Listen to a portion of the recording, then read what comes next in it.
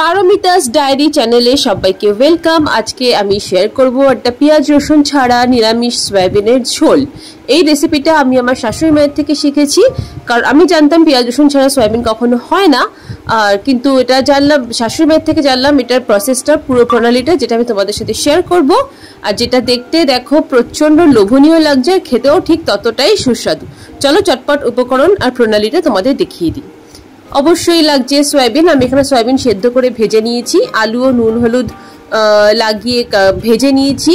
মশলা butter জন্য লাগছে tomato, আদা, দারচিনি, এলাচ। দারচিনি এলাচটা আমি ফোড়নেও দেবো, তাই একসাথে নিয়েছি, কিছুটা ফোড়নে কিছুটা বাটায়। আর বাটার জন্য শুকনো লঙ্কা, কাঁচা লঙ্কা। এটা চাইলে পুরোটা কাঁচা লঙ্কা দিয়েও করতে পারো, এটা যার যার নিজস্ব চয়েস। এছাড়াও লাগছে হচ্ছে শুকনো লঙ্কার গুঁড়ো, আর হচ্ছে একটু সামান্য টক দই দেবো, জিরে ধনে গুঁড়ো, দুটো গুঁড়ো একসাথে করে রাখা আছে এখানে, এটা জিরে মৌরি ফোড়নের জন্য। আর চিনি স্বাদ মতো, নুন, হলুদ আর গরম মশলা গুঁড়ো। আর সাথে লাগছে ঘি আর হিং। এবার শুরু করব। মশলা বাটার জন্য একটা মিক্সি বাটিতে আমি নিয়ে নিচ্ছি টমেটো কেটে রেখেছিলাম সেটা, আদা, দারচিনি, এলাচ দুটো, টক দই,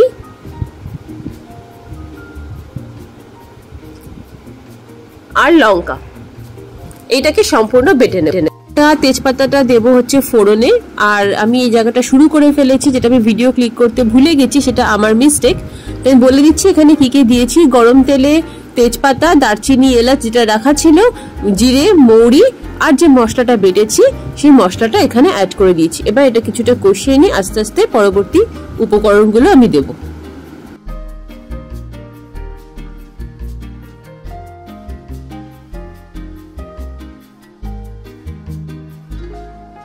দিয়ে দিচ্ছি নুন স্বাদ মতো,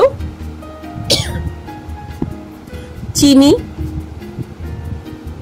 নিরামিষ রান্না একটু মিষ্টি না হলে ভালো লাগে না, শুকনো লঙ্কার গুঁড়ো। আমি পার্সোনালি ঝালটা খুব ভালোবাসি।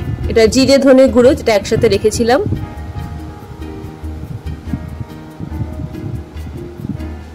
আর নুন ঝাল বেশ পরিমাণ মতো না হলে না আমার রান্নাটা ঠিক চনমনে লাগে না। নুন ঝাল মিষ্টি সবকিছু বেশ ব্যালেন্স হয়ে পরিমাণ মতো থাকতে হবে। হলুদ গুঁড়ো। এবার পুরো মশলাটাকে একটু ভালো করে কষিয়ে নেব, মানে একটু ভালো করে নেড়ে চেড়ে নেব, হালকা হালকা তেল ছেড়ে আসবে সেটা। তারপরে এর সাথে অ্যাড করব হচ্ছে, মশলা যখন হালকা কষে তেল ছেড়ে আসবে, সামান্য হিং।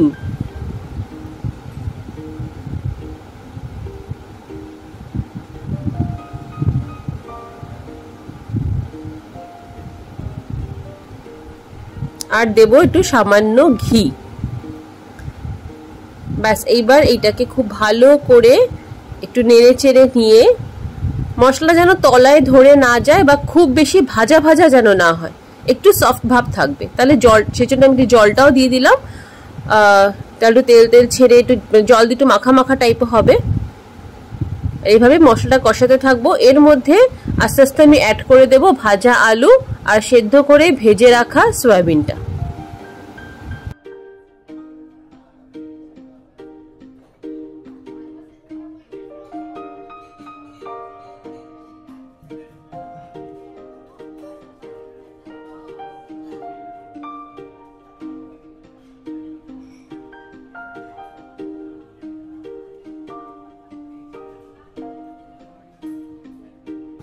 এইবার এই সম্পূর্ণ ব্যাপারটাকে একটু ভালো করে কষিয়ে নিতে হবে।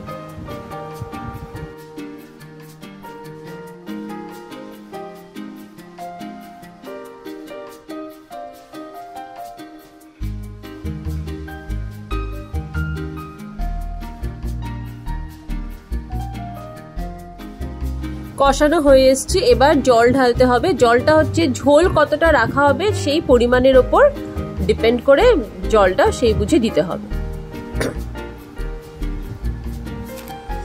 এবার এটাকে কিছুটা ফুটতে দেব।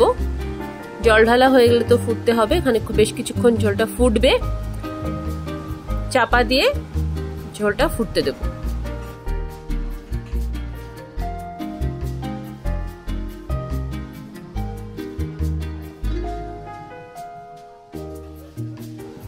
নিরামিষ সয়াবিনের ঝোল কমপ্লিট হয়ে গেছে, এবার নামানোর সময় হয়ে এসছে। এখন এখানে একটু অ্যাড করব সামান্য গুঁড়ো গরম মশলা, সানরাইজ শাহি গরম মশলা যেটা নিয়েছিলাম, এবার ওপর দিয়ে ছড়িয়ে দিয়ে কিছুক্ষণ চাপা রেখে নামিয়ে দিতে হবে।